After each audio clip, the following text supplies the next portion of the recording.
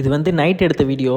Light எரியுது இல்லை, night ஆனால் லைட்டு போட்டு விட்ருவோம். கோழிக்கெல்லாம் கிளைமேட் குளிராக இருக்குன்னு சொல்லி ஹீட்டு தேவைப்படும். அதனால் குஞ்சுங்களுக்கெல்லாம் கண்டிப்பாக லைட்டு போட்டு விட்ருணும். இந்த சிக்ஸ் எல்லாமே பிறந்து கரெக்டாக 14 நாள் ஆச்சு. நாளைக்கு வந்து ஐபிடி ஊற்றணும்.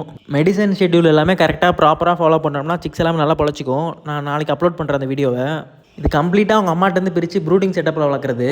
சிக்ஸ் எல்லாம் இப்போ நல்லா ஹெல்த்தியாக இருக்குது. இப்போ தீனி போடுறேன் பாருங்களேன், எப்படி வருது பாருங்களேன். எல்லாம் பறந்து ஓடுது என்னை பார்த்தோன்னே. தீனி போட்டதுக்கப்புறம் அதுங்க பாட்டு வந்து சாப்பிட ஆரம்பிச்சிடும். என்ன தீனின்னு பார்த்தீங்கன்னா ஸ்டார்டர்னு சொல்லுவாங்க கோழி குஞ்சுக்கு, அதுதான் கொடுக்கணும். ஒரு 30 நாள் 35 நாள் வரைக்கும் இந்த ஸ்டார்டர் கொடுத்துட்டே இருந்தோம்னா கோழியெல்லாம் சாப்பிட்டு நல்லா ஹெல்த்தியாக வளர்ந்துடும். புதுசாக பார்க்குறவங்க ஃபாலோ பண்ணிக்கோங்க. நெக்ஸ்ட்டு 2 கோழி அடை வச்சிருக்கு, அது நாளைக்கு வீடியோவில் காட்டுறேன். இந்த கோழி குஞ்சுக்குமே வேறு கூண்டு அடிக்கணும். இப்போ எல்லாம் சைஸ் பெருசாகிடுச்சு. நாளைக்கு அந்த கூண்டு அடிக்கிறது எல்லா வீடியோவும் நாளைக்கு நான் அப்லோட் பண்ணி விட்றேன். நைட்டு வந்து கோழியெல்லாம் கொத்திக்காமல் இருக்கணும்னா தீனி கண்டிப்பாக இருக்கணும். தீனி இருந்தால் அது கொத்திக்காது.